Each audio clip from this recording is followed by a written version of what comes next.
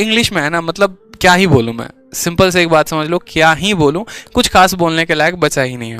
पहले थोड़ा इंग्लिश के अच्छे पेपर्स आते भी थे, आपका क्लोज टेस्ट भी थोड़ा ढंग का पूछा जाता था, आपका पैसेज हो गया, पारा जंबल हो गए, सभी चीज़ें अच्छी पूछी जाती थी, वोकैबुलरी भी थोड़ा ढंग का पूछा जाता था। लेकिन अगर आज के पैटर्न पे आप बात करोगे ना, तो हलवा पैटर्न पूछा जा रहा है, ठीक है। आराम से इसमें 25 में 25 सवाल करके आओगे। मैं आपको कहता हूँ इंग्लिश में एक भी सवाल छोड़ के मत आना, ठीक है। मैंने आपको कहा था जीके में तुक्के नहीं लगाने हैं, लेकिन आपको इंग्लिश के सारे सवाल करके आने हैं, ठीक है। नहीं आए तो जबरदस्ती तुक्का नहीं लगाएंगे, लेकिन हाँ ऑन एन एवरेज अटेम्प्ट जो रहता है ना, हर किसी का 22-23 प्लस रहता ही रहता है। लेकिन इसमें एक एस्पिरेंट गलती क्या करता है मैं वो भी बताऊंगा आपको। और लाइक जरूर करिए वीडियो को, बहुत ही इंटरेस्टिंग वीडियो बनाई है और ऐसा सोच कर बनाया है कि जो मैं कहना चाहता हूं वो आपके दिल और दिमाग तक पहुंचे इस बात को, ठीक है। आप लोग समझ पाए कि ससुरा चल का रहा है खेल और हम जा कहां रहे थे। समझ में आ गया बात? यहाँ पे मामला कुछ और है, तैयारी कहीं और चल रही है, नंबर कुछ और आते, फिर बैठ के रोने के अलावा कुछ नहीं बचता है।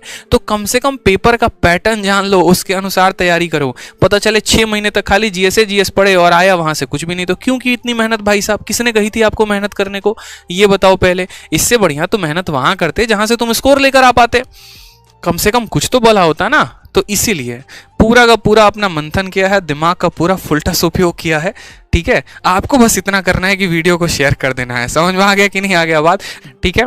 अब यहाँ पर आ जाओ, तो पैटर्न कैसा रखना है? एकदम इजी पैटर्न आ रहा है, 25 में 25 सवाल आ रहे हैं। हाँ बस इसमें ये काम करना, ज्यादा मत सोचना, ठीक है। पता चले यहाँ पर देखो जीएस में तो सवाल ऐसा है ना कि हम दिल में आते हैं दिमाग में नहीं, लेकिन इंग्लिश में आपको दिल में भी आएगा दिमाग में भी आएगा।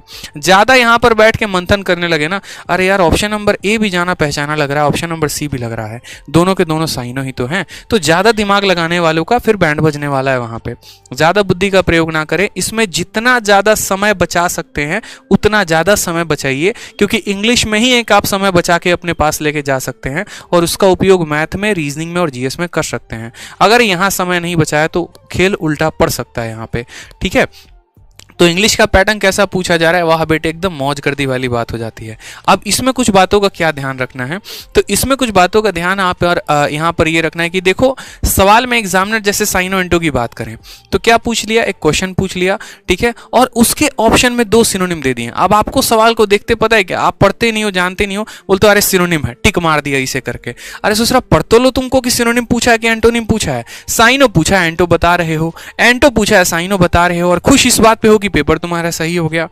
कम से कम ये तो देख लो जो एरर पूछा गया वो क्या पूछा गया, सब्जेक्ट वर्ब एग्रीमेंट का है कि टेंस का है, ठीक है। बहुत ज्यादा एकदम पूरा का पूरा दिमाग निचोड़ के लाके रख दिया वहां पे और पता चला टुच्चा सा एरर था। तो इसीलिए ज्यादा दिमाग का प्रयोग नहीं करना, जल्दी से जल्दी पेपर खत्म करना।